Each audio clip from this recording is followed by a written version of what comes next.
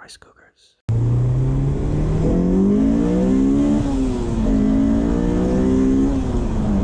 Okay, so we're looking at the inside of this gearbox, and the main input bearing shouldn't move like this, and that's what was causing the noise. The noise is in the first episode, which is gearbox removal, so I'd recommend going checking that out. While the gearbox was apart, we took advantage of this and installed some upgrades from Pepper Performance up in Auckland. Links to his website and any related content will be in the description. And now he's just going to explain what these bits are and why they're so good. It's the internal return to center spring for the S2000 gearbox. This is ours on the left and the OEM one on the right. As you can see, it's made out of slightly larger gauge than the OEM. Slight geometry changes, and this helps a lot with the return to center force. So this is just a quick rundown on our torsion spring, how to install it, and how it works. So you just got to pinch the two arms together so you make a hole in the middle, and work it over there, over the pin that secures it, and then push it down over the housing. And this is where your shifter actually bolts to in the car. So this links directly to the shifter. And the way the torsion spring works is that if you go to select first and second, or fifth and sixth, or reverse, it actually gives you a stronger return to center force on the gear lever itself. And this helps a lot with misshifts on the road with aggressive driving or at the track. And we've actually had these tested on race cars and road cars with really good success. But as you can see, you have to take the gearbox apart completely to install this. This is our S2000 spring detent shift kit.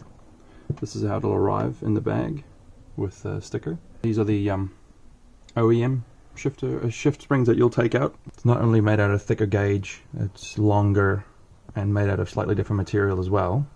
Springs in the S2000 gearbox is actually quite a bit of a downfall for the gearbox itself, and causes quite a lot of synchro damage and synchro wear. So with these installed in the gearbox, it will take a slightly higher amount of force to shift. You get used to it pretty quickly. It gives you a much better feel, and because it takes a slightly more force to shift, gives the synchros a bit more time to align and sync a bit better. Applied some high temperature grease to it, just here on the fork like so. Next is the input shaft. Some grease on the bearing slider and the input shaft like so. Just get it all the way around it. While I've got this out, might as well fill it up with some Honda MTF.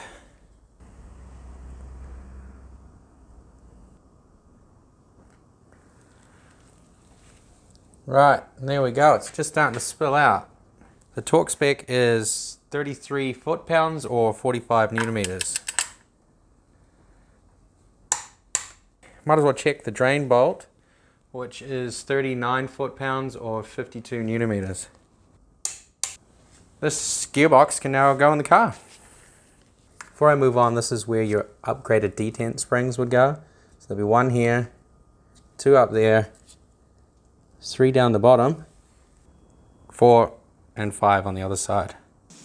Time to get this transmission home. Now I'm going to try this by getting it on the jack.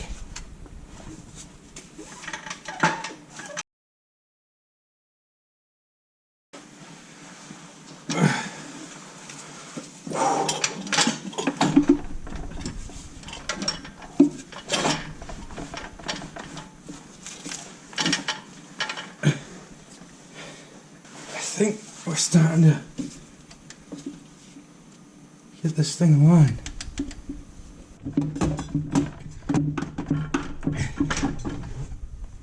I think that might be home.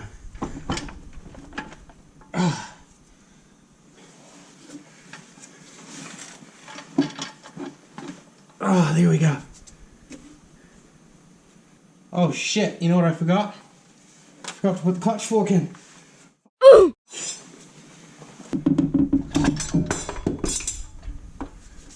Fuck me.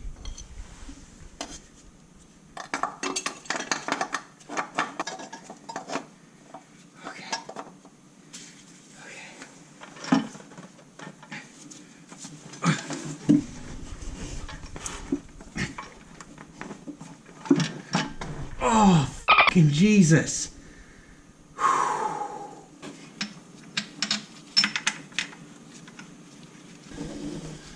This is the driver's side. This is a right-hand drive car. So in America, this would be your passenger side. Two 17 mils. Two of the long 3 that you'll have. Out of 8 bolts total. And the next one will be on the other side.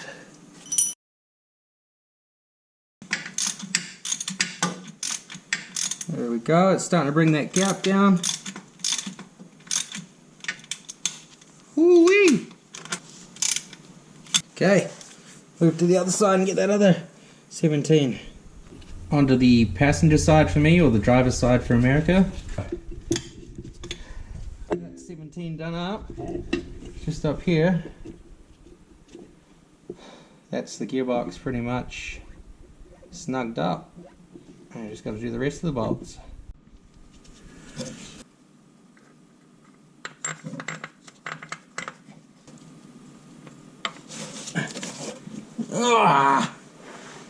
Okay, that's the top 2 bolts, which are also 17s. Extension and a universal.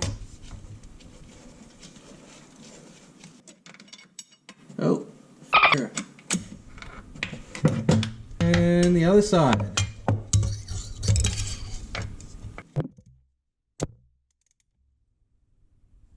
There we go. Alright. Not alright. Why do I keep saying alright? Just got to torque up all these bolts, starting with the 17s, which are 64 Newton meters.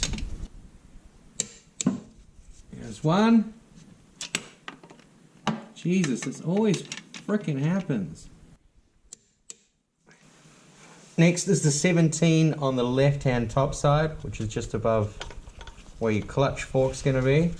And gotta be careful not to forget that this loom also needs to go on the other side of that bolt. What kind of nonsense do I have here? Got multiple universal joints. Oops. Move on to the torque, which is the same for all the 17s. 47 foot-pounds or 64 Newton meters. There we go. Next we got the bottom 2 14s. Just gonna nip these up really quick and then we'll get to the torque. It's 33 foot-pounds or 45 Newton meters.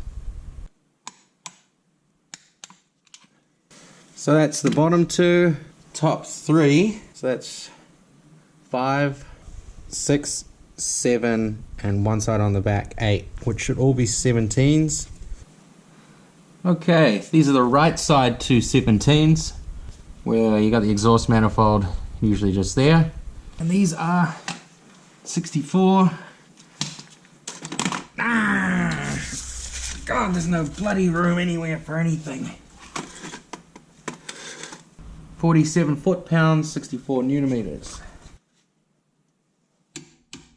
There we go. Move on to the top one. Now move on to the final 17 on the left-hand side of the car.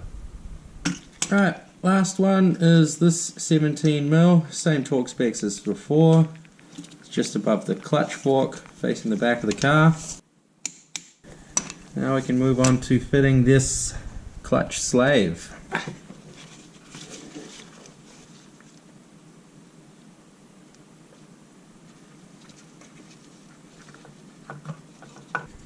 Yeah, we'll slap these on.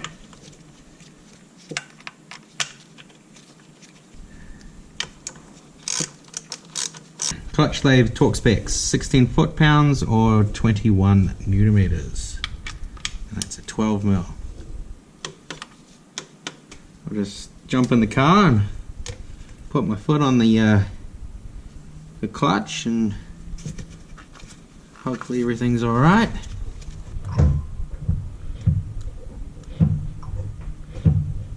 Might as well give this fresh oil change.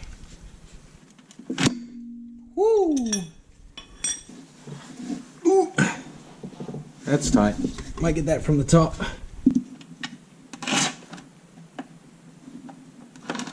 See if I can get that filter. Don't have the right filter ring tool. I've got every frickin' size apart from it. Wow. Some fucker did that up really tight.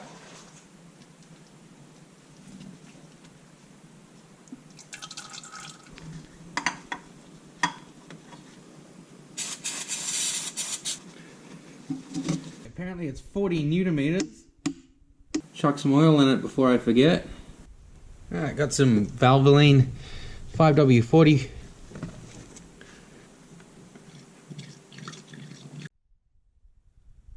Alright, I'm going to run the exhaust manifold loosely down here so that when I put the subframe back up I don't have to mess around with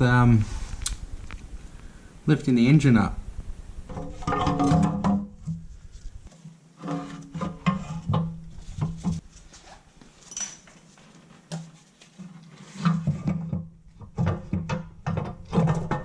Oh. Whew. Get a couple nuts on here just so that it doesn't fall off. Piece of 2x4 here, and I'm going to use that with a jack to lift this whole subframe back up into place.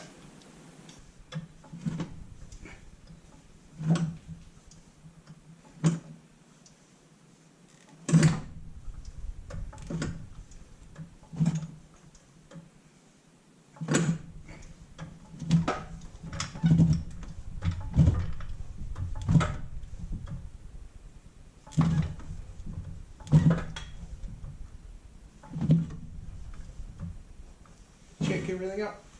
Make sure we're all good.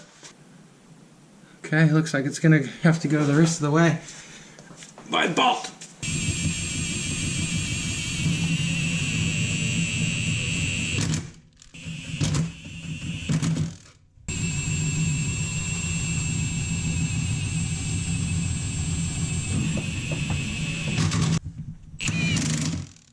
Need to get this middle one in.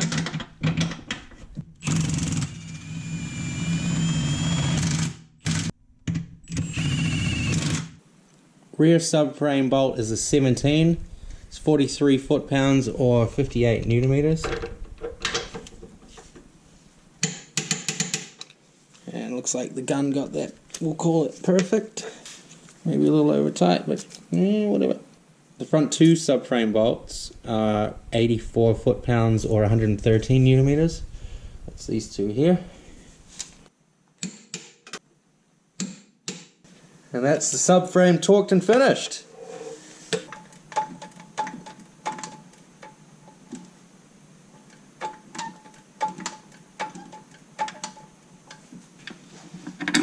Two over here.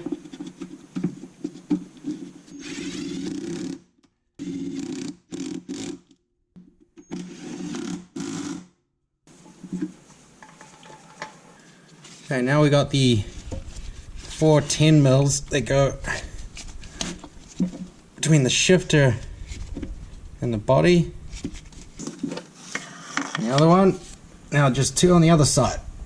Right, if you really want to torque these, they're 7.6 foot-pounds or 10 Newton meters.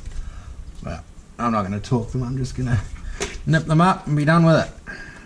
Move on to something else. It's going to make life a little bit easier with this drop down to get to that O2 sensor bung, so I'll just drop it down now.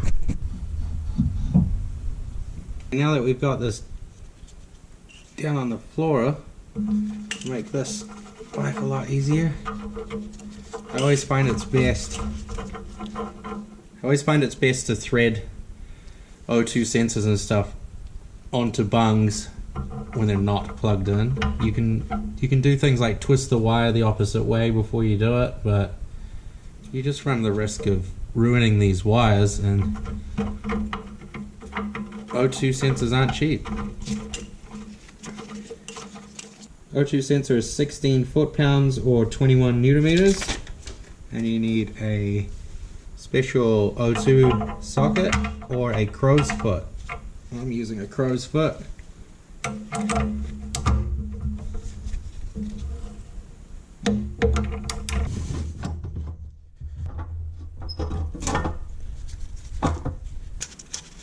That'll just stop it falling off.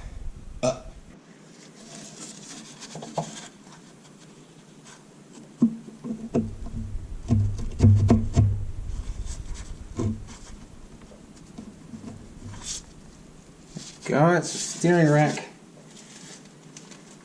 clocked and lined up.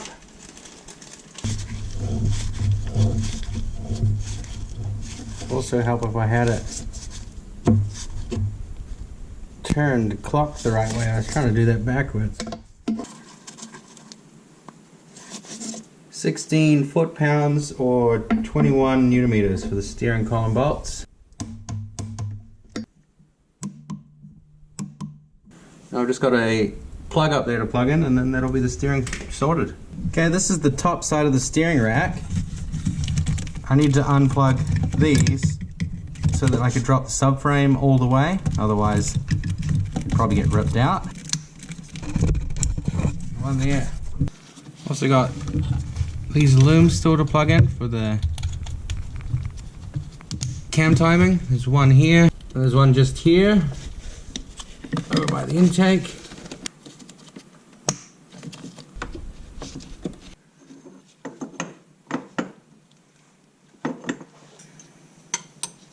Alright, now these bolts are from Marlin Pepper up north, from Pepper Performance, and they're an upgraded bolt which is made of better material.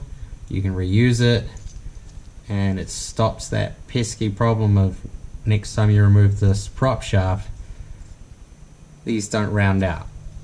So these are a good upgrade, and they're from the same guy who's done all the rest of the upgrades for the transmission, and I'd recommend checking out all of his info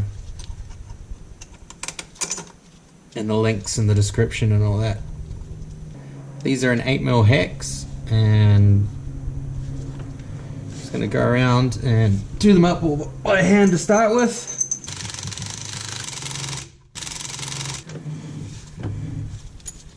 This Ryobi is low, very low impact, and you can control the trigger. I wouldn't recommend doing this with a big impact gun. Drive shaft bolts are 24 foot-pounds or 33 newton meters. You'll have to probably put the handbrake on for this, and then switch between running up top to do the handbrake and turning the drive shaft as you need it. Just give that a little mark, move on to the next one. Torque spec for the exhaust manifold is 23 foot-pounds or 31 newton meters. Alright, next we got bracing these flows to the block here. These are 14mm bolts. If you want to torque this, it's 33 foot-pounds or 45 newton meters.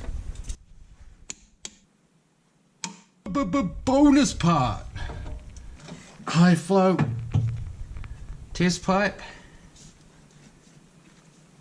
Nice one.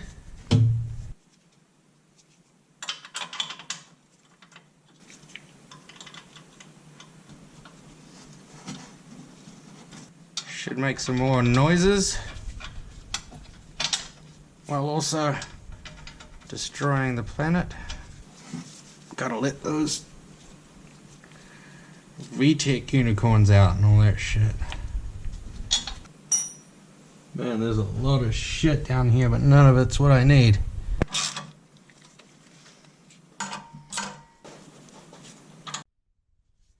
Once we got this little bracket that holds the cable for the upstream O2 sensor.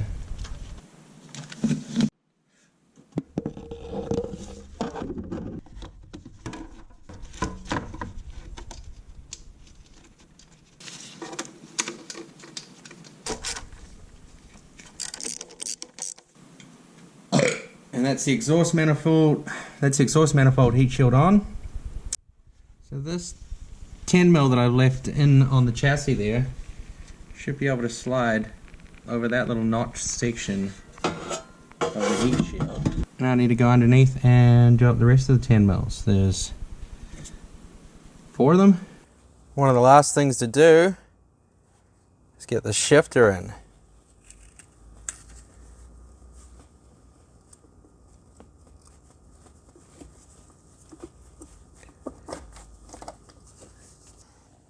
Holy shit. Somehow doing this is worse than the whole rest of the job. This plug and this plug, which is the hazards and the convertible, need to plug in. And then the rest of this just is expanding clips. Got those 2 plugs in. Might find it easier with the handbrake up to slide it over. There we go, it should be lining up now.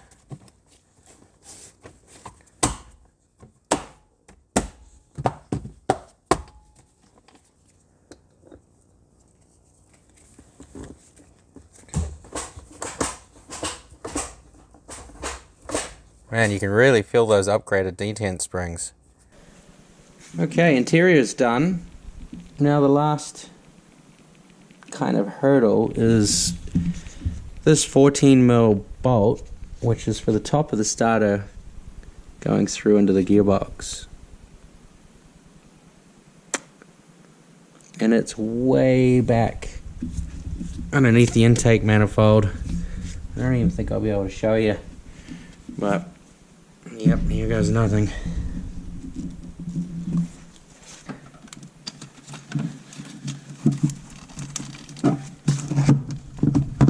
Holy shit, I think I'm at it.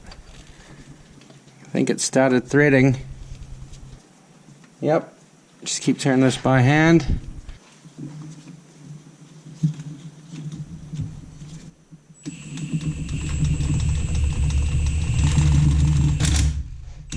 And the torque spec for that f***ing bolt, 33 foot-pounds, 45 newton meters.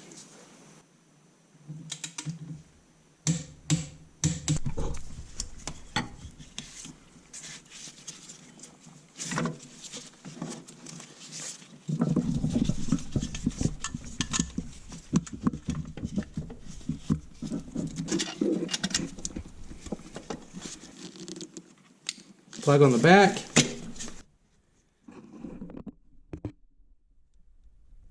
That screw right there, this contact has to go over it. It's a 12 mil. Cable screwed on the back, and the plug plugged in.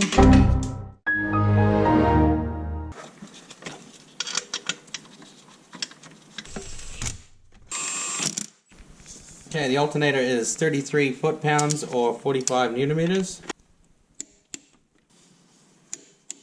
Didn't record it, but all you have to do is turn this counterclockwise to bring the tension down, slide it over the belt, you're done.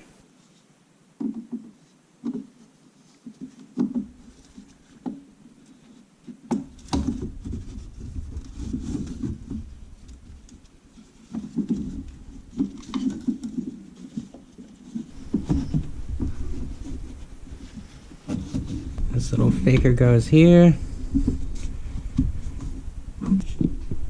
This one goes on here.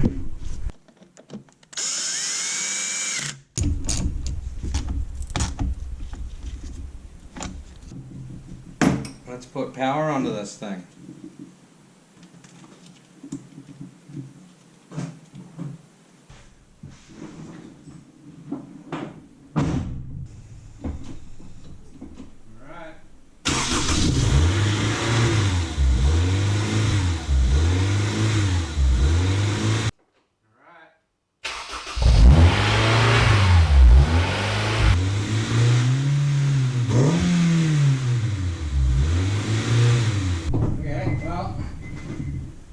Start, check the oil, figure out why it's hunting. That might be why it's hunting idle. I disconnected the booster line so that when the engine subframe dropped down, it didn't get snagged up on anything.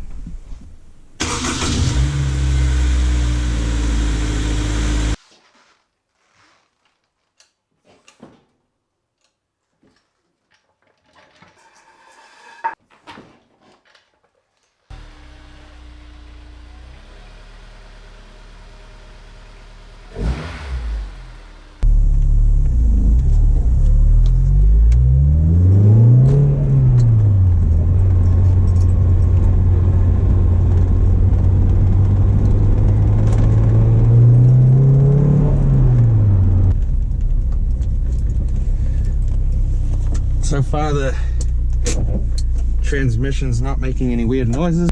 Let's see how it sounds on decel going down a hill.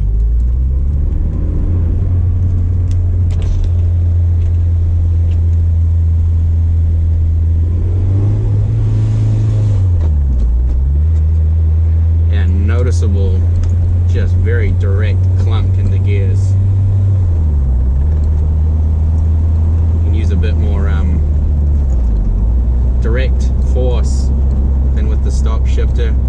Really feels like you're yeah, just really engaged with the gearbox. It's nice. Big shout out to old Marlon up north, Pepper Performance. No matter where you are in the country or in the world, I'd definitely be looking into a lot of the upgrades he does for these cars. He knows what he's doing.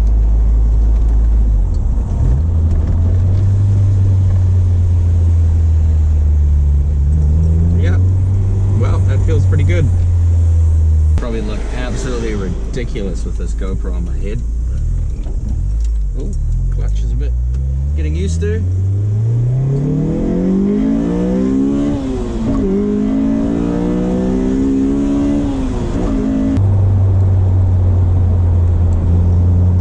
No noticeable noise from the transmission.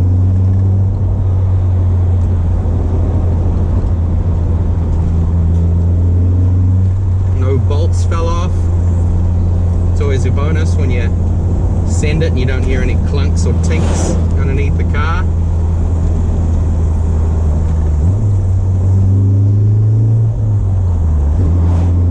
Been driving automatic CRVs and HRVs with a CVT, and fucking hell, it's been a while since I've driven this. It's a bit of a weapon.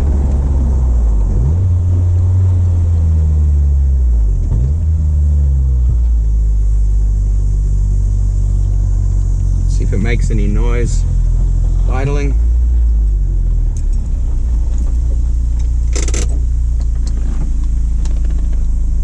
Used to make a hell of a grinding noise right under the transmission in the tunnel, pretty much. I'm assuming it's coming from further forward, but it sounded like it was right here.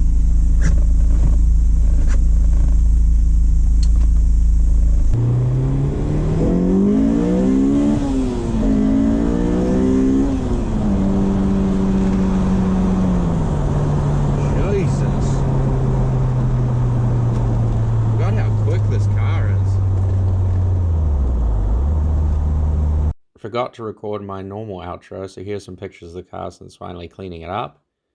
There'll be plenty more S2000 content in the future, so be sure to subscribe. And let me know what kind of content on this car you guys would like to see. You know, whether it's point of view driving or whatever. Yeah, leave a comment about that. Next up, we're getting back into the K-Swap CRV. So yeah.